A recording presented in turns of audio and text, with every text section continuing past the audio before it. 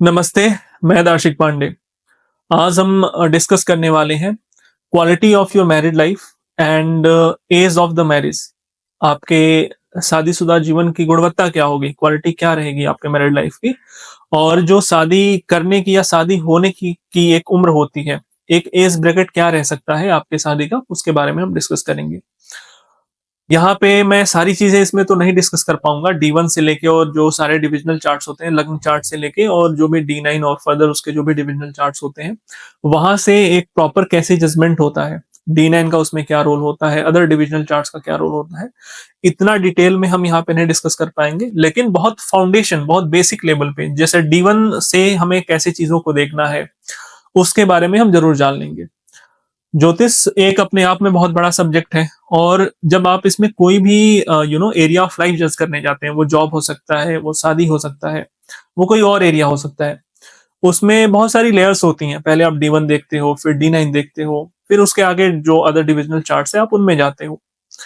इसका एक peak form होता है जब आप किसी भी, लेट सपोज किसी की जॉब नहीं लग रही है, तो पहला होता है कि ठीक है, जॉब कब जाएगी, कब लग जाएगी, ये बहुत प्राइमरी लेवल है।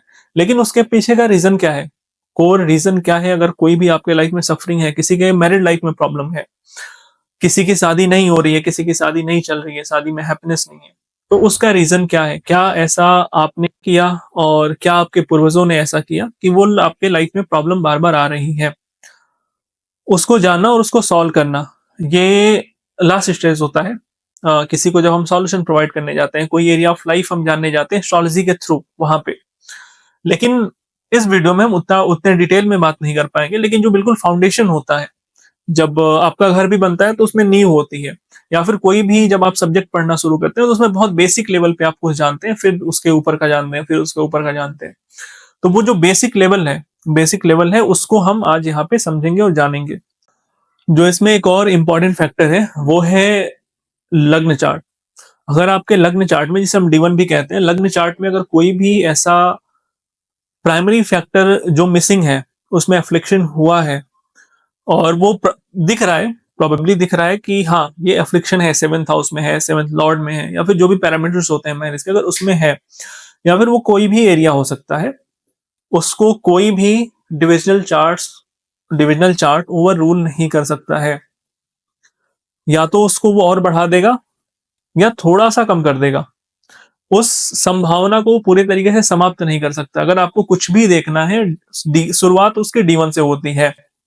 आपको देखना है कि कोई अपने करियर में कितना ग्रोथ कर सकता है, कितना उसका जो स्पेक्ट्रम है कितना ब्रॉड होगा अपने अपने एरिया ऑफ द फील्ड में, वो आप पहले डी1 में देखोगे, फिर डी10 पे जाओगे। शादी देखनी है, पहले डी1 देखोगे, डी1 में सेवेंथ हाउस जो भी पैरामीटर्स होते हैं वो देखोगे। अगर उनमें से कुछ भी मेजर अफ्लिक्शन में है, वो हो सकता है डी9 उसको थोड़ा सा कम कर दे, डी9 उसको थोड़ा और इंडेंस कर दे, लेकिन डी9 उसको ओवर रूल नहीं करेगा। डी9 ऐसा नहीं है कि अगर वीनस में बहुत हैवी अफ्लिक्शन है, सेवेंथ हाउस में बहुत हैवी अफ्लिक्शन है, और आप डी1 के बेस पे ये कह दोगे नहीं नहीं, मेरा सेवेंथ हाउस वीनस जो भी है डी1 में हो रहा है, मेरा डी9 तो बहुत अच्छा है। ठीक है, डी9 उसको इंप्रूव कर देगा, शादी चला देगा, लेकिन प्रॉब्लम्स फिर भी रहेंगी, प्रॉब्लम्स आएंगी। ऐसा नहीं कि डी9 उनको ओवर रूल नहीं कर पाएगा। डी9, या तो फिर से कह रहा हूं, डी9 या फिर कोई भी डिविजनल चार्ट, या तो उसको थोड़ा सा कम कर देगा या इंटेंस कर देगा, उसको ओवरऑल कभी नहीं करेगा वो। और आज के टाइम में जब भी कोई आता है कंसल्टेशन के लिए, तो उसमें 90% केसेस में आपको दिखेगा कि मैरिड लाइफ में कहीं ना कहीं इशू चल रहा है। वो चार्ट में कहीं ना कहीं थोड़ा बहुत रिफ्लेक्शन होता है, और उसके वजह से इशूज चल रहे होते हैं। और इस समय की सबसे बड़ी प्रॉब्लम भी यही है, शादी हो जाए एक तो, है ना, कैसे भी करके शादी हो जाए तो सरवाइव कर जाए, हैप्पीली सरवाइव कर जाए। बहुत सारे शादियों में आपको आपको दिखता होगा कि वो चल तो रहा है, 25 साल हो गए शादी को, 20 साल हो गए शादी को, उससे ऊपर की भी शादियां चल रही हैं जो पहले टाइम में हुई थी। बट आप उनकी जब क्वालिटी को देखने जाते हैं, जब आप गुणवत्ता देखते हैं कि वो शादी कैसी रही, तो आप दोनों पार्टनर से अगर बात करोगे तो they are ready to get divorce, but हो सकता है कि सोशल प्रेशर के वजह से वो नहीं चाहते हो, या फिर बच्चे हो गए, बच्चों के वजह से वो नहीं चाहते हो कि हमें डाइवोर्स लेना है। तो अपने आप में बहुत सेंसिटिव सेंसिटिव टॉपिक रहा है, और सेंसिटिव टॉपिक है हर एक ह्यूमन के लाइफ का। और जब किसी की भी शादी नहीं हो रही होती है, शादी में कोई भी प्रॉब्लम है, डाइवोर्स की तरफ बढ़ रहा है या फिर शादी नहीं हो रही है या फिर और भी कोई एरिया प्रॉब्लम में है लाइफ का, तो आप ऑब्वियसली एस्ट्रोलॉजर के पास जाते हैं जब प्रॉब्लम में रहते हैं। तो आप एस्ट्रोलॉजी पढ़ना भी शुरू करते हैं यूट्यूब के थ्रू या फिर जो भी आपको माध्यम मिल सकता है, उसके थ्रू आप पढ़ना शुरू शुरू करते हैं। और प्रॉब्लम तब आती है जब आप आधा-अधूरा ज्ञान लेके प्लैनेट्स को दोष देने लग जाते हैं, खुद को देखे बिना। एक चीज़ हमेशा ध्यान रखिएगा, कोई भी इवेंट हो रहा है, मैंने लगन वाले वीडियो में इस चीज़ को बताया था, आपके लाइफ में कोई भी इवेंट हो रहा है, वो जॉब है, शादी है, डिज़ीज़ है, उसका प्राइमरी फैक्टर आप हैं। उसका प्राइमरी फैक्टर लगन है। लगन कौन है? आप खुद है ना? तो उसका प्राइमरी फैक्टर लगन है। पहले खुद को देखिए आप। अगर शादी में प्रॉब्लम चल रही है तो क्या आपको लगता है कि आप बिल्कुल सही हैं? क्या आपको लगता है कि आप बिल्कुल परफेक्ट हैं? अगर लग रहा है, अगर ईमानदारी से ये चीज़ आपको लग रही है, तो फिर आप दूसरे पैरामीटर्स, तब आप 7th हाउस पे जाइए। 7th हाउस बताता है दुनिया आपको कैसे देखती है। आपके लिए बाकी लोग कैसे हैं, वो 7th हाउस है। दूसरे लोग कैसे हैं, फिर आप 7th हाउस पे जाइए। फिर आप 7th हाउस की चीज़ों की छानबीन करिए। पहले आप लगन को देखिए। अभी कुछ दिन पहले मैं एक मैरिज का ही उनका कंसर्न था, कंसल्टेशन था। तो जब आप कोई भी चार्ट देखते हैं तो उस चार्ट में एक मेजर एरिया होता है जो ट्रबल दे रहा होता है। वो कोई भी हो सकता है, किसी के लिए हेल्थ हो सकता है, किसी के लिए जॉब हो सकता है, किसी के लिए मैरिड लाइफ हो सकती है। किसी की मैरिड लाइफ बहुत अच्छी है तो जॉब में प्रॉब्लम है, किसी के जॉब में सब कुछ मिला हुआ है, जॉब बहुत अच्छी चल रही है तो मैरिड लाइफ में प्रॉब्लम है, किसी का दोनों बहुत सही चल रहा है तो उसके हेल्थ में ट्रबल है। तो जब आप चार्ट देखते हो तो वो जो लाइफ की स्टोरी है वो बहुत क्लियर रहती है किसी के भी चार्ट में। तो उनको मैंने पूछा कि आपके मैरिड लाइफ में क्या चल रहा है, and I was very clear कि क्या क्या इवेंट्स हो रहे होंगे, मुझे बस सुनना था, जानना था उनसे कि क्या चल रहा है। नहीं तो मैं जॉब के बारे में पूछ सकता था और भी कुछ पूछ सकता था उनसे, और कोई क्वेश्चन। मैंने स्पेसिफिकली जॉब के, उनके मैरिड लाइफ के लिए पूछा। तो ही रिप्लाइड, और ऐसा बहुत सारे केसेस में होता है, मैं ये केस इसलिए मेंशन कर रहा हूँ क्योंकि ये रिसेंट का है। Then he replied to me that 2 times शादी जो है वो प्रॉब्लम में आ चुकी है, and I just want to get married for the third time, right? तो समझाने का ये मतलब है कि अगर आपके लाइफ में कोई भी एरिया कंसर्न है, और मैंने सिर्फ D1 देखा था, in just 20 second I asked कि हाँ, आपके शादी में क्या चल रहा है। ना D1 D9 देखा, ना और कोई डिविजनल चार्ट देखा, सिर्फ D1 देखा 20 सेकंड 30 सेकंड में, और फिर उनसे पूछा था मैंने। तो D1 में ही ये पता चल जाता है कि आपके लाइफ में कौन सा वो एरिया है जो आपको परेशान करने वाला है आगे आने वाले समय में। और वो आप हैं कि आप उसको कैसे लेने वाले हैं, आपका लगन है। अगर आप नहीं चाहते हैं जीवन में सुखी रहना, उनको मैंने समझाया कि अगर आप रह सकते हैं तो रह लीजिए बिना शादी के। लेकिन अब उनके ऊपर डिपेंड करता है ना, इसके लिए कोई रेमेडी नहीं है। आपके लगन के लिए सबसे पहली रेमेडी आप हैं। खुद को देखिए, खुद को ठीक करिए। बाकी जो सारा चार्ट है, जो और के 11 हाउसेस हैं, वो अपने आप धीरे-धीरे इम्प्रूव होने लग जाते हैं जब आप लगन की कोई रेमेडी करते हो तो। सबसे पहले लगन की रेमेडी इसीलिए कराई जाती है, और लगन की रेमेडी जो है वो सबसे पहले आपका बिहेवियर है। आप खुद को देखिए कि आप कैसे हैं। अगर आपकी शादी नहीं हो रही है, तो खुद से पूछे मेरी शादी क्यों नहीं हो रही है? क्या क्या ऐसा मैं कर रहा हूँ जिसके वजह से मेरी शादी नहीं हो रही है? बहुत सारे लोग आते हैं ऐसे ऐसे चार्ट्स लेके, जिनके चार्ट में होता है कि ठीक है, उनको इस टाइप का एक पर्टिकुलर फ्रेम ऑफ पार्टनर मिलना है ना? और वो जज कर रहे हैं, ढूँढ रहे हैं या फिर जज कर रहे हैं किसी और पैरामीटर पे। जो इस टाइम पे शादी के लिए लोगों के पास क्राइटेरिया है, जो पैरामीटर है, वो है प्रॉपर्टी, पैसा, जॉब, ग्रोथ, सारा का सारा मटेरियलिस्टिक। तो जब आपके पास क्राइटेरिया मटेरियल है तो रिजल्ट भी तो वैसा ही रहेगा ना। पहले बहुत सारी चीजें देखी जाती थी। पहले होलिस्टिक वे में एनालिसिस होता था कि उस इंसान का पूरा व्यक्तित्व कैसा है, वो सोचता कैसा है, उसके घर वाले कैसे हैं, उसके सेकंड हाउस मैरिज में बहुत इंपॉर्टेंट होता है। पहले सेकंड हाउस को सबसे पहले सेकंड हाउस देखा जाता था कि उसके घर वाले कैसे हैं। बाद में बाकी सारी चीजें आती थी। फिर रिलीजन का एक पैरामीटर आता था, स्पिरिचुअल पैरामीटर आता था, कुंडली मैचिंग की जाती थी। अब तो बिल्कुल भी नहीं होता है। तो जब आपका कोर करप्ट है, आप खुद से पूछिए। जब आप कोई भी अपने लिए भी क्राइटेरिया डिसाइड करते हैं, कोई काम करने के लिए कुछ भी हो सकता है, तो पर्सनल लेवल पे आप करप्ट हैं, तो आपको पता है कि आपका कोर करप्ट है। आप खुद से पूछेंगे कि आपका कोई भी काम करने का, वो शादी हो सकता है, जॉब हो सकता है, कुछ भी हो सकता है। जब आप अपने आप से उसका क्राइटेरिया जज करने के लिए कहेंगे, लोग कहते हैं कि जॉब करनी है, किस लिए करनी है? तो हमें समाज की सेवा करनी है। अब देखिए कैसे समाज की सेवा हो रही है, हर दूसरे दिन करप्शन के केसेस आते रहते हैं, हर दूसरे दिन रेड पड़ता है और बहुत सारे लाखों करोड़ों का घोटाला सामने आता है। तो जब आपका कोर करप्ट है, वो हर एरिया में है आपका कोर करप्ट। मैं किसी के लिए पर्सनल नहीं कह रहा हूँ, बट सभी लोगों के लिए कह रहा हूँ, खुद के लिए भी कह रहा हूँ। आज के टाइम में लोगों का कोर करप्ट हो चुका है, तो जब कोर करप्ट है तो आप रिजल्ट कुछ और क्यों ढूंढ रहे हैं? फिर शादी तो खराब होगी जब आपने पैरामीटर ही ऐसा चुना था, बाकी सारी चीजों को अवॉइड कर दिया आपने और पैरामीटर ऐसा चूज कर लिया, वो रिजल्ट भी उसी पैरामीटर के अकॉर्डिंग आएगा। तो मैं इतनी सारी चीजें आपको इसलिए बता रहा हूँ क्योंकि कोई भी पैरामीटर देखने से पहले खुद को देखिए, लग्न को देखिए, लग्न को ठीक करिए। और बहुत इजी होता है लग्न की रेमेडीज करना, बिहेवियरल रेमेडीज बहुत सारी होती है, मैंने लग्न वाले वीडियो में बताया हुआ है, उस वीडियो को देखिएगा। अपने लग्न के लिए जो भी बिहेवियरल रेमेडीज हो सकती हैं उनको परफॉर्म करिए। तो अब हम बात करते हैं मैरिज के एज के विषय में कि कैसे आप अपनी शादी की एज, एक जो ब्रैकेट है उसको आप जज कर सकते हैं। फॉर्मूलाज पे आने से पहले, कॉम्बिनेशंस पे आने से पहले एक चीज और यहाँ पे मैं डिस्कस करना चाहता हूँ। जो शादी की एज पहले थी, शादी की एज के अलावा एस्ट्रोलॉजी में कोई भी जो फैक्टर होता है वो हम देश, काल, पात्र पे जज करते हैं। जो काल है, जो टाइम है कि आप किस समय की बात कर रहे हैं, किस समय पे। अगर यही बात 1950 की थी तो कुछ और था, यही सेम पैरामीटर आप उस टाइम के अकॉर्डिंग अप्लाई करते, राइट।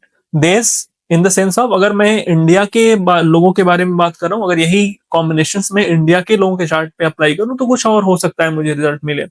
अगर यही कॉम्बिनेशन मैं यूके के, यूएस के किसी नेटिव के ऊपर अप्लाई करूं, उसके चार्ट के ऊपर अप्लाई करूं, तो हो सकता है मुझे कुछ और रिजल्ट मिल के आए, कोई और एज मिल के आए। और ये जो देश काल पात्र का कॉन्सेप्ट है वो रेमेडियल पार्ट पे भी अप्लाई होता है। रेमेडीज भी जब आप कोई परफॉर्म करते हैं तो वो रीजन के हिसाब से, नेटिव के हिसाब से और बाकी सारी चीजों को देख के बताई जाती है। तो जब आप इन सब कॉम्बिनेशन को अपने चार्ट पे लगाइएगा तो एक बार देश काल पात्र ध्यान में रख लीजिएगा। बात करते हैं अब कॉम्बिनेशंस के विषय में। जैसा कि मैंने बताया कि जो सबसे इंपॉर्टेंट है वो है लग्न और सेवेंथ हाउस। तो जो सेवेंथ हाउस होता है वो होता है आपको लोग कैसे देख रहे हैं, आपका पार्टनर। और लग्न होते हैं आप। यहाँ पे जो अर्ली एज के कॉम्बिनेशंस होते हैं कि शादी जल्दी हो जानी, होने वाली जो शादी होती है, कम एज में जो होने वाली शादियां होती हैं। कम एज में अगर इस समय के हिसाब से मैं बात करूं तो 20 से 24 साल के एज में मैं रख सकता हूँ कि 20 से 24 के एज में जो शादियां हो रही हैं, 25 भी मैं उसको ले सकता हूँ, वो अर्ली एज में उसको बोलूंगा आज के समय में। पहले ये 17-18 के आगे से था, लेकिन अभी इसको 20 से 25 हम रख सकते हैं। जब 1-7 एक्सिस पे बेनिफिक्स हो और कोई भी मैलेफिक प्लैनेट ना हो। क्यों बोला गया कि कोई भी मैलेफिक प्लैनेट नहीं होना चाहिए? क्योंकि जो सेवेंथ हाउस है, सेवेंथ हाउस होता है आपके पार्टनर का, सेवेंथ हाउस होता है पार्टनरशिप का, सेवेंथ हाउस होता है आप लोगों के साथ कैसे डील करते हैं। और जब आप कोई भी पार्टनरशिप करने जाते हैं, वो शादी हो या बिजनेस में भी हो सकता है, आपको दूसरे को सुनना पड़ता है और सुनना पड़ेगा, उसकी चीजों को समझना पड़ेगा कि वो इंसान आपसे क्या चाहता है, वो इंसान आपसे अपनी कौन सी बातें कह रहा है, उसको सुन के और फिर उसके अकॉर्डिंग काम करना पड़ेगा। और जब मेलेफिक्स होते हैं तो मेलेफिक्स की आदत नहीं होती है सुनने की। कोई भी मेलेफिक प्लेनेट है वो अपने तरीके से काम करना चाहता है। बेनिफिक, जुपिटर को इतना बेनिफिक क्यों कहा गया, जुपिटर इतना बेनिफिक क्यों होता है? जुपिटर हस्बैंड के कारक होते हैं। जुपिटर इतने बेनिफिक क्यों है? क्योंकि जुपिटर सबको एक्सेप्ट करते हैं, जुपिटर सबकी बातें सुनते हैं। जुपिटर विजडम के कारक होते हैं। जब इंसान के पास ज्ञान होता है तो आप, जो ज्ञानी व्यक्ति होता है वो सबको सुनता है। हो सकता है कि उसे कोई पसंद आए, कोई ना पसंद आए, वो खुद को दूर कर लेगा, लेकिन ऑब्जेक्ट नहीं करेगा, आपसे वो लड़ाई नहीं करेगा। और जुपिटर ने मर्क्यूरी को एक्सेप्ट किया। जब आप मर्क्यूरी की, चंद्रमा की, तारा की स्टोरी पढ़ते हैं तो जुपिटर ने तो मर्क्यूरी को भी एक्सेप्ट किया। जुपिटर एक्सेप्टेंस, जिसके चार्ट में जुपिटर बिगड़ा हुआ है, गुरुदेव अच्छे नहीं है, वो इंसान एक्सेप्ट नहीं करेगा, आइडियाज को एक्सेप्ट नहीं करेगा, रिचुअल्स को एक्सेप्ट नहीं करेगा, डाउट करेगा हर चीज पे। तो बेनिफिक सारी चीजों को एक्सेप्ट करते हैं और मेलेफिक जो है वो जो उसने बना लिया है वो सिर्फ उसी को एक्सेप्ट करेगा। बहुत रिजिड होते हैं वो। मार्स इसीलिए सेवेंथ हाउस में अच्छा नहीं होता है। मार्स को क्या पता है, आर्मी कमांडर है, अपने तरीके से वो चीजों को करना चाहेगा, अपने तरीके से चीजों को करवाना चाहेगा। सैटर्न सेवेंथ हाउस में एग्जॉल्टेड होते हैं, दिग्बली होते हैं। लेकिन एग्जॉल्शन और दिग्बली होने का फायदा सैटर्न से आप चाहेंगे कि सैटर्न जैसा प्लैनेट आपके रोमांस में कुछ भागीदारी दे, लेकिन वो नहीं देगा। उसका नेचर, उसका जो एरिया है वो रोमांस नहीं है, उसका एरिया कुछ और है। वो आपके बिज़नेस के लिए, आपके प्रोफ़ेशन के लिए बहुत अच्छा हो सकता है, लेकिन मैरिड लाइफ़ में अपने तरीके के ट्रबल्स वो देगा। वो बहुत ज़्यादा रोमांटिक आपको नहीं होने देगा। तो जो पहला पैरामीटर है, वो है 1-7 एक्सिस पे बेनिफिक्स का होना। जो दूसरा पैरामीटर होता है, ये पैरामीटर मैं फिर से बता रहा हूँ, डिस्कस कर रहा हूँ अर्ली एज के लिए, और आज के टाइम के हिसाब से जो अर्ली एज है वो है 20 से 25 के बीच में। एंड जो सेकंड पैरामीटर है, अब वो है सेकंड हाउस और एट्थ हाउस में कोई भी मेलेफिक्स का ना होना, कोई भी मेलेफिक प्लैनेट का ना होना। बेनिफिक हो या ना हो, it's all together different matter, but there should be no malefic for the early marriage, right. Second house eighth house क्यों इंपॉर्टेंट होता है? क्योंकि सेकंड हाउस है आपका कुटुंब और एट्थ हाउस है आपके स्पाउस का कुटुंब, करेक्ट। जब भी आप शादी के लिए जाते हैं तो सबसे पहला पैरामीटर होता है सेकंड हाउस, देखते हैं आप कि लड़के का घर कैसा है, लड़की का घर कैसा है, उसके संस्कार कैसे हैं। सेकंड हाउस जिसकी जो जैसा बोलता है, जो जैसा जिसकी जैसी स्पीच है, वो उस तरीके का उसको संस्कार मिला हुआ है। जब संस्कार अच्छे नहीं है तो स्पीच अच्छी नहीं होती है, और बहुत बार आप देखेंगे इन द मल्टीपल केसेस मैंने देखा हुआ है। और जो अगला वीडियो मैं बनाऊंगा वो प्रैक्टिकल इसके इम्प्लीकेशंस पे बनाऊंगा। मैं चार्ट शो करूंगा कि ये चार्ट है और ये पैरामीटर है जिसने शादी को खराब किया है, या जिसकी वजह से शादी लेट हुई, शादी खराब हुई। तो जो सेकंड हाउस होता है उसमें आप बहुत बार देखेंगे कि उसके वजह से शादियां अच्छे से नहीं चल रही होती। Second house is of your speech. So बहुत बार हम ना बोलें, या बहुत बार बहुत ज्यादा बोलने की वजह से शादी खराब हो जाती है, एक इंसान को चुप रहना पड़ता है उसमें। So second house and eighth house, and same with the eighth house. Eighth house is your family of spouse. Financial condition कैसा होगा शादी के बाद, शादी के बाद जो है एक्युमुलेटेड वेल्थ का जो है वो क्राइटेरिया कैसा रहने वाला है। लॉन्जेविटी ऑफ द मैरिज एक उसमें पार्ट आता है। सेवेंथ हाउस से एट्थ है वो।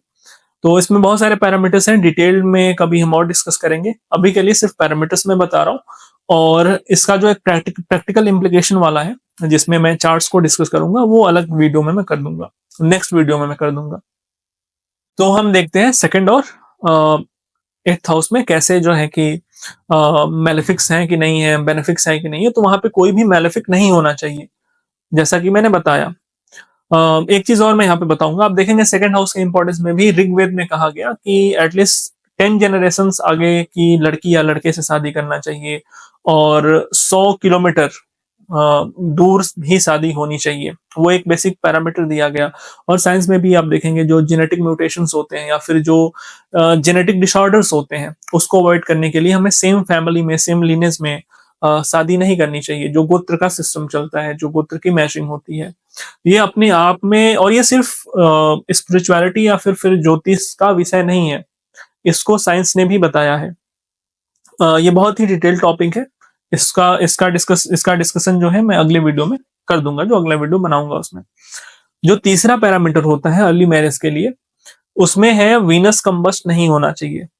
वीनस जब कंबस्ट होता है तो वो अपने जो उसके सिग्निफिकेशन है उसको प्रॉपरली डिलीवर नहीं कर पाता है।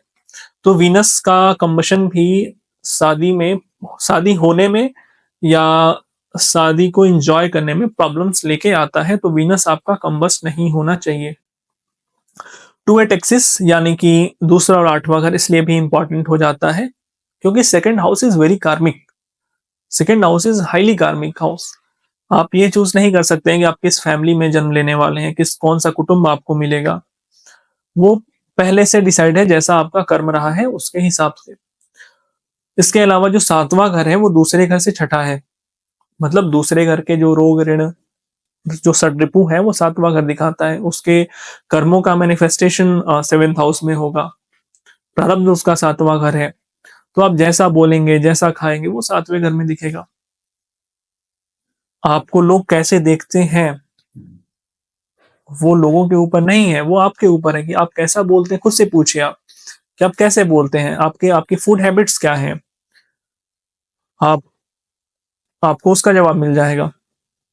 तो जो दूसरा घर है और जो सातवां घर है वो आपस में बहुत कनेक्टेड है। आप देखेंगे जैसे जैसे जो सामूहिक परिवार का कॉन्सेप्ट कॉन्सेप्ट है वो जैसे जैसे नीचे आया है, डाइवोर्स का रेट वैसे वैसे ऊपर गया है। आप देख लीजिए, डाटा देखिए, सामूहिक परिवार जो फैमिली का कॉन्सेप्ट है जैसे जैसे वो फॉल हुआ है वैसे वैसे डाइवोर्स का रेट इंक्रीज हुआ है। और वो होगा, उसे आप रोक नहीं सकते, क्योंकि कुटुंब का कॉन्सेप्ट जाएगा तो छठा घर यानी कि दूसरे से जो छठा घर है सातवां घर वो बिखरेगा। ये अपने आप में एक बहुत ब्रॉड कॉन्सेप्ट है। अगर सिर्फ इसी को डिस्कस करने बैठा जाए दूसरे घर और सातवें घर को लेकर कि कैसे आपस में दोनों जुड़े हुए हैं और क्या इसका इम्प्लीकेशन होगा समाज के ऊपर और आपके ऊपर बेसिकली, क्योंकि आपके हॉरोस्कोप की बात हो रही है, आपके विषय में बात हो रही है, तो समाज की चिंता हम बाद में करेंगे, अभी अपनी अपनी बात कर लेते हैं। तो आपको बिल्कुल क्लियरली दिख जाएगा। और आप जैसे जैसे दूसरा घर ठीक करते हैं, जैसे जैसे आप लगन ठीक करते हैं, जैसे छठा घर क्या है, बीमारी है, पहला घर क्या है, लगन है, तो जैसे जैसे आप लगन ठीक करते हैं वैसे वैसे बीमारी आपसे दूर जाती हैं। तो जैसे जैसे आप सेकंड हाउस ठीक करते हैं, मैरिड लाइफ अपने आप धीरे धीरे ठीक होने लगती है। आप अपने फाइनेंसेस को ठीक करिए, अपनी स्पीच को ठीक करिए, आप क्या खाते हैं उसको ठीक करिए, अपनी फूड हैबिट्स को चेंज करिए। कुछ लोगों के पास इतना पूर्व जन्म का प्रारब्ध नहीं होता है कि वो कोई भी गलत चीज को झेल पाए। कुछ लोग होते हैं कि वो कुछ भी खा रहे हैं पी रहे हैं, उनके ऊपर इफेक्ट नहीं आ रहा, हो सकता है उनके पूर्वजों ने इतना कर्म किया हो कि उन्हें मिला हुआ है, जिस दिन वो एग्जॉस्ट होगा वो भी रोड पे आ जाएंगे। उन रोड पे आने का मतलब ऐसा है उनके साथ भी प्रॉब्लम्स आ जाएंगी। आपके पूर्वजों ने, आपके जो एंसेस्टर्स हैं उन्होंने ऐसा कर्म नहीं किया कि आपको मिले। आप रहते हैं बीमार तो आप लगन को ठीक रखिए। कोई नहीं रहता है तो वो जो कर रहा है, सुबह सो के जग रहा है या नहीं जग रहा है, क्या खा रहा है, उसके लिए कुछ मैटर ही नहीं करता है। आपके लिए करता है तो आप अपने ऊपर ध्यान दीजिए, आप समाज को मत देखिए। अगर आपको किसी भी चीज से 1% भी फायदा हो रहा है, आपका व्यक्तित्व, आपका हेल्थ उससे सुधर रहा है, तो आपको वो करना चाहिए। तो आप सेकंड हाउस और सेकंड हाउस के ऊपर ध्यान दीजिए, सेवेंथ हाउस अपने आप इंप्रूव होगा। ये समझाने का मतलब था ताकि आपको सेकंड और जो आठवें घर का मतलब है और वो कैसे शादी से आपके जुड़े हुए हैं वो समझ में आ जाए। इसमें एक और पैरामीटर है, चौथा पैरामीटर जो है वो अपने आप में बहुत टेक्निकल पैरामीटर है और उस पे बहुत सारा डिबेट भी है। कुछ लोग कहते हैं कि वो अच्छा होता है, उसको मैं यहाँ पे अवॉइड कर रहा हूँ बताना। इसको फिर से मैं कभी उस पे जब अलग से वीडियो बनाऊंगा तो उसका मैं डिस्कशन कर लूंगा। जब भी कोई रेट्रो प्लैनेट है लगन में, लगन सेवेंथ हाउस में, सेकंड हाउस में, एट्थ हाउस में, वो अगर वो रेट्रो हो गया या फिर कोई रेट्रो प्लैनेट देख ले आपके सेवेंथ हाउस को, तो वो मैरिज में कहीं ना कहीं इश्यूज देते हैं। उनका काम है, वो ग्रह वक्री है, आप अपने प्रॉपर हैप्पी मोड में नहीं है वो, है ना। वो जो है एक थोड़ी सी इंटेंस एनर्जी को लेके चल रहा है, तो कोई वो ऐसा इंटेंस आपसे काम करवा देगा कि मैरिड लाइफ में थोड़े बहुत इश्यूज आ जाते हैं, फिर मैरिड लाइफ डिले होती चली जाती है। वो फाइनलाइजेशन में हो सकता है, वो कैरेक्टरिस्टिक्स ढूंढने में हो सकता है। वक्री जो वक्र एनर्जी है जो इंटेंसिफाई करवा देता है वो चीजों को, वो चीजों को बहुत रिपीटेटिव मोड में लेके चले जाता है कोई भी रेट्रो प्लेनेट अपने आप में। फिर अगर रेट्रो को मैं यहाँ पे एक्सप्लेन करूँ तो it is going to take a lot of time, so I will try to whenever I am going to create the second video in the on the topic of marriage, I will cover that also. ये था early marriage के लिए एक parameter. जो normal marriage है, जो आपका normal as में ले सकता हूँ 25 से 30 के बीच में, जो ये 5 साल का ड्यूरेशन है, जो 25 से 30 साल का होता है उसमें है नॉर्मल एज हम उसको कह सकते हैं। और नॉर्मल एज पहले कम हुआ करती थी, लेकिन अभी का जो टाइम है 25 से 30 में अगर आपकी शादी हो गई तो उसको आप नॉर्मल एज समझिए।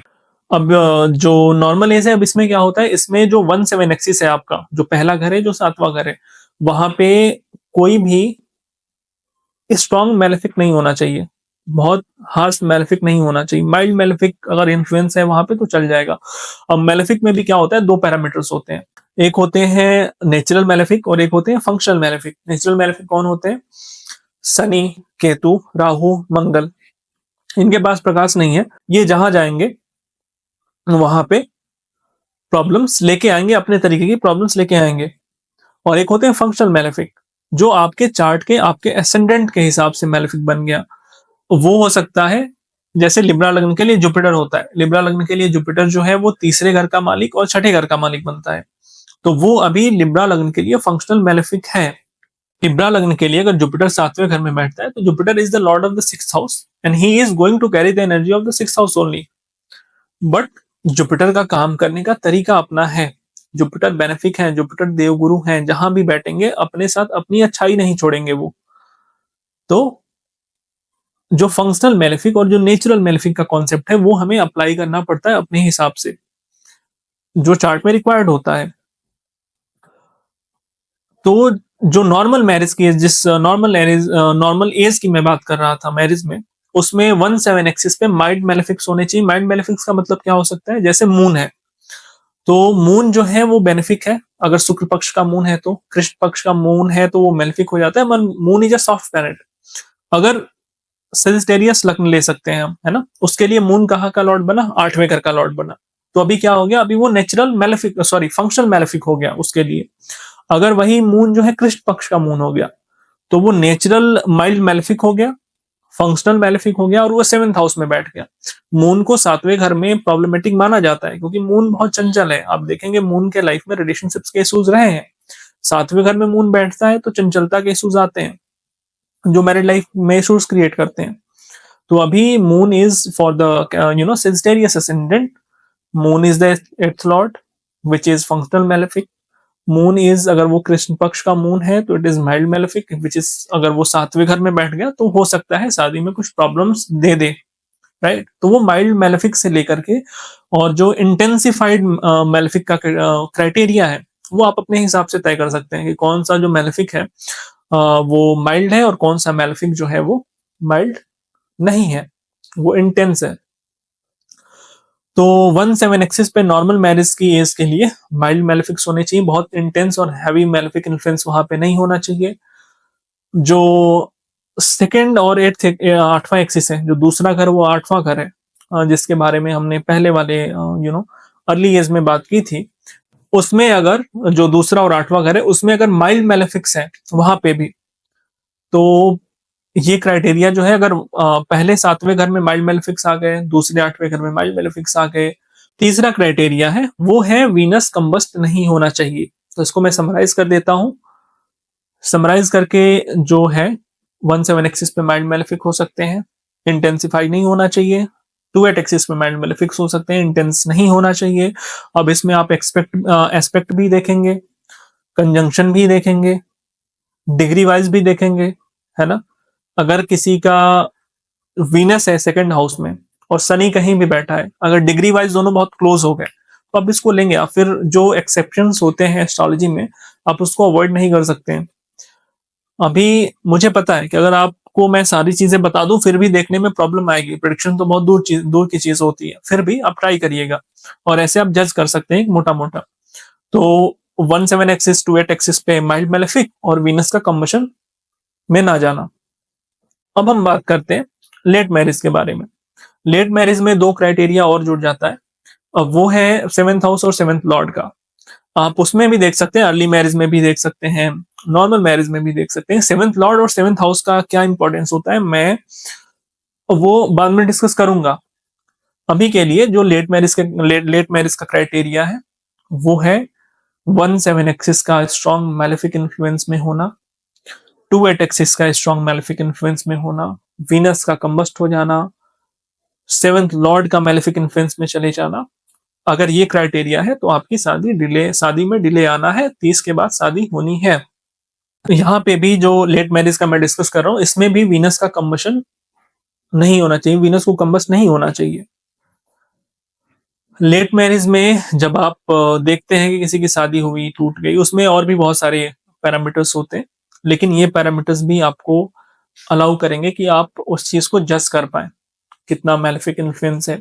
एक मुझे चार्ट याद आ रहा है, she is my client and in her second house, if you gonna check her 1/7 axis then it is good, fine, अच्छा है वो। उनके उनका जो सेकंड हाउस है, उनके सेकंड हाउस में I think Mars, Ketu, and there is one more malefic, I think it is Rahu. और राहु का कहीं से वहां पे इन्फ्लुएंस आ रहा है सेकंड हाउस में। और उनसे मैंने अभी कुछ दिन पहले पूछा था कि फैमिली में कुछ डेथ्स हुई है क्या, जो नॉर्मल नहीं है, या फिर जिनको लास्ट में जिनका ख्याल नहीं रखा गया। I was just decoding the Karma. कई बार क्या होता है, जब आप एक बार चार्ट देखते हैं आपको बिल्कुल समझ में नहीं आएगा कि ऐसा क्या हुआ फैमिली में कि इनके लाइफ में ट्रबल आ रहा है। और ऑब्वियसली कुछ हुआ आपने, या कुछ किया आपकी फैमिली ने किया, कहीं ना कहीं से तो आप कर्म कैरी कर रहे हैं ना वो। तो वो बार-बार देखना पड़ता है। फिर मैंने चार्ट पे काम किया, देखा, तो फिर मैंने पूछा था कि चार्ट आपके घर में ऐसी कोई डेथ हुई है जो थोड़ी नॉर्मल ना हो? Not it was not about abnormal death, it was more about कि बाद में मरते टाइम किसी का ख्याल नहीं रखा गया। अच्छी डेथ उसे नहीं मिली लास्ट मोमेंट पे, and she confirmed that okay it was there. Remedial process में है, कर रहे हैं हम उनका, देखते हैं कब तक चीज़ें रिज़ॉल्व होती हैं। तो ये जो 3 चीज़ें बताई मैंने आपको, early age, normal age of the marriage and the late marital life. इस क्राइटेरिया के जो मैंने आपको जो कॉम्बिनेशंस बताए उसके बदौलत आप जज कर सकते हैं कि शादी की एक उम्र क्या हो सकती है। एग्जैक्ट उम्र तो नहीं आप बता पाएंगे, लेकिन हाँ, आप खुद से लेके इतना बता सकते हैं कि मेरा जो मैरिड लाइफ का स्टार्ट होगा, मेरी मैरिड लाइफ कब स्टार्ट होने वाली है, उसका एक एज ब्रैकेट क्या रहने वाला है। हम डिस्कस करते हैं quality of the married life, कि ठीक है शादी हो गई, शादी कैसी चलेगी, शादी में कितना सुख है या नहीं है, शादी में खुशियां हैं कि नहीं है। बहुत बार देखते होंगे आप कि लव मैरिज हो रहा है, प्रेम विवाह जिसे हम कहते हैं। तो प्रेम विवाह ऑब्वियसली जब प्रेम है तो हो रहा है, लेकिन प्रेम विवाह होने के बाद प्रॉब्लम्स आने लगती हैं जो कि नहीं आनी चाहिए। इसका मतलब शादी तो थी जीवन में, बट शादी में खुशियां नहीं मिलनी थी। तो शादी हो गई, पुण्य था कुछ, लाइफ का 5th हाउस का पुण्य प्रताप था, प्यार हुआ, आपने उस इंसान से शादी कर ली, but now you are not happy in that marital life, right. So जो आप ये लव मैरिज देखते हैं वो 5th हाउस का मैटर होता है। 5th हाउस इज योर पूर्व पुण्य, आपके पूर्व जन्म के जो पुण्य है वो एकत्रित होते हैं 5वें घर में। तो ऑब्वियसली आपको पार्टनर मिलता है, तो वो जब आप ऐसे शादी में अपने मन से आप शादी कर रहे हैं, आपके ऊपर कोई दबाव नहीं है, आपके ऊपर बिल्कुल कोई किसी भी प्रकार का जो सबसे बड़ी प्रॉब्लम है वो स्वतंत्रता की है। पूरी दुनिया आजादी के लिए, स्वतंत्रता के लिए ही लड़ रही है, और अपने मन से शादी करने का मतलब स्वतंत्र होकर शादी करना। सबसे बड़ी चीज मिल गई आपको। आप जॉब क्यों कर रहे हैं, पैसे क्यों कमा रहे हैं? क्योंकि आपको स्वतंत्र रहना है। सारी इच्छाएं इसलिए हैं क्योंकि मुझे स्वतंत्र होना है। तो 5th हाउस जो है वो आपको फ्री करता है बॉन्डेजेस से। अगर आपका बहुत अच्छा पुण्य है पिछले लाइफ में, तो आपको आप बहुत ट्रबल से मुक्त हो जाते हैं इस लाइफ में। इसीलिए 9th हाउस में आप इस लाइफ में कुछ पुण्य एकत्रित करते हैं कि इस लाइफ में कुछ कर लेता हूँ, इस लाइफ का जो ट्रबल होगा एटलीस्ट वो तो सॉल्व होगा। एस्ट्रोलॉजी में एक बहुत प्यारा सा कॉन्सेप्ट है भाव, भावेश और कारक का। भाव क्या हो रहा है, भाव क्या है जहां पे इवेंट हो रहा है। जॉब, अगर हम करियर की बात करते हैं, प्रोफेशन की बात करते हैं, तुरंत दिमाग में आता है 10th हाउस, मतलब कि जॉब करियर का जो देने वाला है वो है 10th हाउस। शादी की बात करते हैं तो तुरंत दिमाग में आता है 7th हाउस। सुख की बात करते हैं तो उसमें आता है 4th हाउस। पैसे की बात करते हैं तो 11th और 2nd हाउस। वैसे ही भाव, शादी के लिए कौन सा भाव, 7वां घर, 7th हाउस। भावेश कौन है, हाउस लॉर्ड। लिब्रा असेंडेंट के लिए भावेश कौन बना 7वें घर का, मतलब हाउस लॉर्ड कौन बना, वो बना मार्स, राइट। तो 7th हाउस, 7th लॉर्ड और कारक, शादी का कारक कौन है, वीनस। हस्बैंड का कारक कौन होता है, जुपिटर। अगर आपके चार्ट में जुपिटर, इसीलिए आप देखते होंगे जब किसी की शादी नहीं हो रही होती है तो उसे हम सजेस्ट करते हैं बृहस्पतिवार का व्रत करने के लिए। हस्बैंड के सिग्निफिकेटर होते हैं जुपिटर। तो जुपिटर जब अच्छा होता है, जुपिटर जब आपके चार्ट में अच्छे होते हैं, तो मैरिटल ब्लिस ऑब्वियसली आपको अच्छा मिलता है। और यहाँ पे मैंने एक इंपॉर्टेंट कॉन्सेप्ट जो छोड़ दिया, सब कुछ देखने से पहले आपको प्रॉमिस ऑफ द मैरिज देखना है चार्ट में, कि शादी होनी है कि नहीं होनी है। तब तो ये जाएगा ना, तब तो शादी में आप देखेंगे खुशी है कि नहीं है। शादी एटलीस्ट प्रॉमिस होना चाहिए, किसी भी इवेंट का प्रॉमिस होना चाहिए। तो अगर कोई आपके पास करियर के लिए आ रहा है तो जॉब लगनी चाहिए, वो इवेंट होना चाहिए, तब तो उसमें कैसा होगा कैसा नहीं होगा, कितना आप ऑफिस का एंजॉय करोगे, कितना ऑफिस पॉलिटिक्स में इन्वॉल्व रहोगे। जॉब तो लगे पहले, शादी तो हो पहले, प्रॉमिस तो हो चार्ट में। इसके बहुत सारे योग होते हैं, मैं उस चीज को इस वीडियो में बिल्कुल भी नहीं डिस्कस कर सकता हूँ, कोई भी नहीं कर सकता है। क्यों नहीं कर सकता है, क्योंकि अपने आप में वो बहुत ही वास्ट टॉपिक है, बहुत सारे योग होते हैं उसमें। D9 को आप D9 जो होता है वो काफी ज्यादा D9 का इन्वॉल्वमेंट हो जाता है उसमें। तो शादी की खुशी के लिए आपको क्या देखना है, सबसे पहले 7th हाउस को देखना है कि 7th हाउस पे कितने मैलेफिक इन्फ्लुएंसेस हैं। सेवेंथ हाउस किस नवांश को एक्यूपाई कर रहा है, इसके लिए इसको देखने के लिए कुछ टेक्निक्स होती हैं कि D9 का नवांश में सेवेंथ हाउस कहाँ पे जा रहा है, कैसे हो रहा है। फिलहाल के लिए D9 जो सेवेंथ हाउस है उस पे कितने मेलेफिक इन्फ्लुएंस हैं।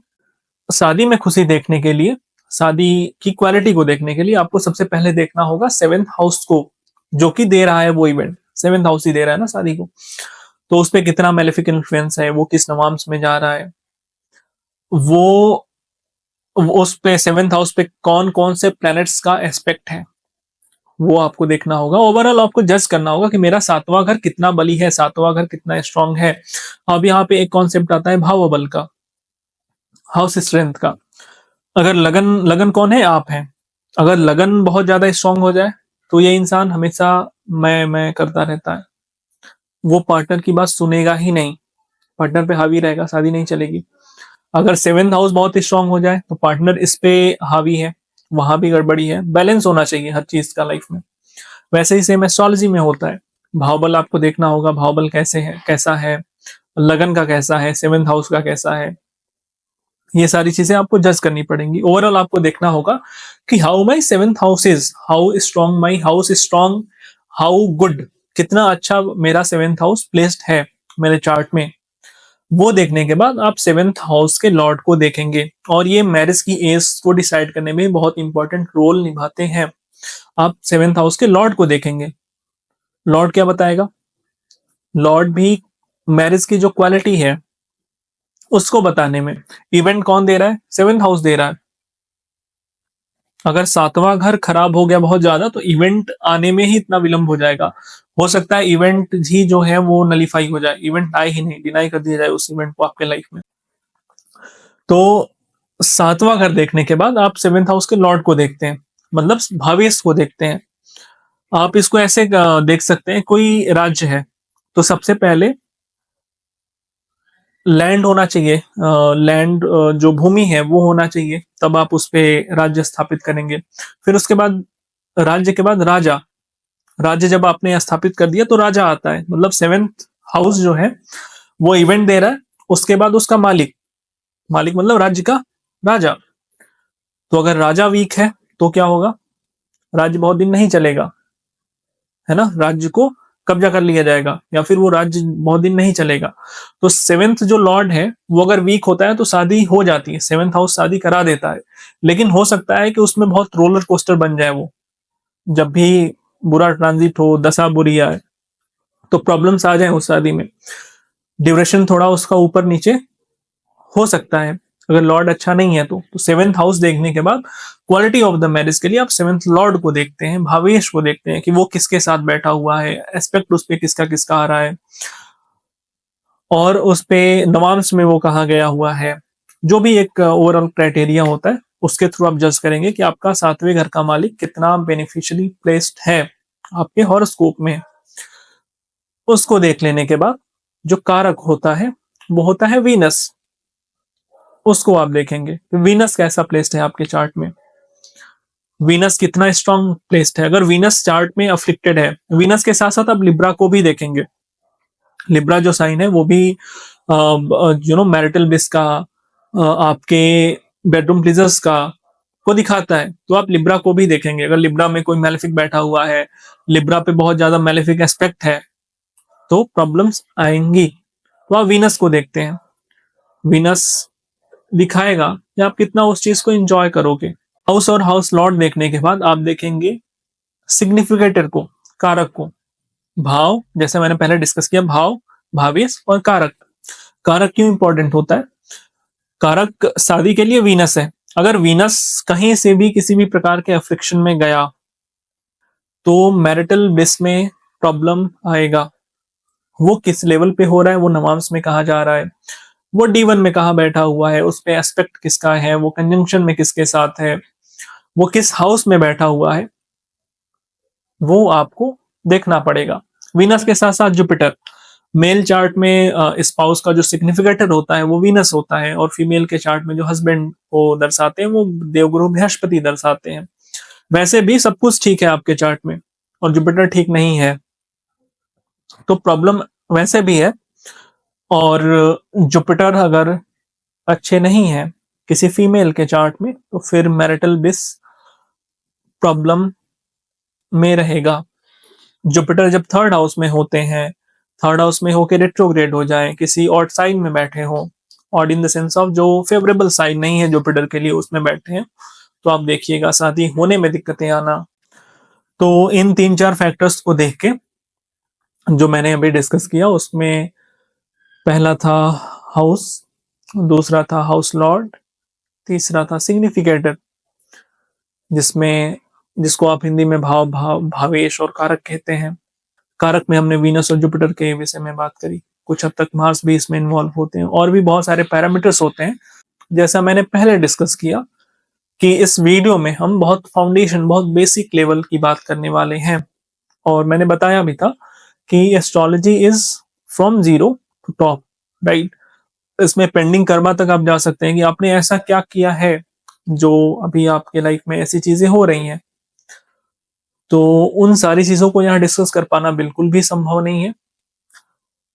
तो आप इस तरीके से अपने मैरिज की एज को और मैरिटल लाइफ में कितना ब्लिस है उसको मोटा मोटा जज कर पाएंगे। और ये वर्क करता है, ये D1 में बिल्कुल 200% it is going to work. अगर आपको थोड़ा सा भी बेसिक आइडिया होगा एस्ट्रोलॉजी का कि मेलेफिक्स कौन से होते हैं, बेनिफिक्स कौन से होते हैं, मेरे चार्ट में फंक्शनल मेलेफिक कौन कौन से हैं, एस्पेक्ट कैसे वर्क करता है, ये बहुत बेसिक चीजें हैं एस्ट्रोलॉजी में, जीरो लेवल की चीजें हैं। अगर इसका आइडिया है then you will be easily able to decode these things कि एज क्या होगी और क्वालिटी एक कैसी रह सकती है आपके शादी की। तो ये था मेरे तरफ से। उम्मीद करता हूँ आपको अच्छा लगा होगा, आपको पसंद आया होगा और आपने कुछ नया सीखा होगा आज। फिर मिलेंगे हम अगले वीडियो में। धन्यवाद।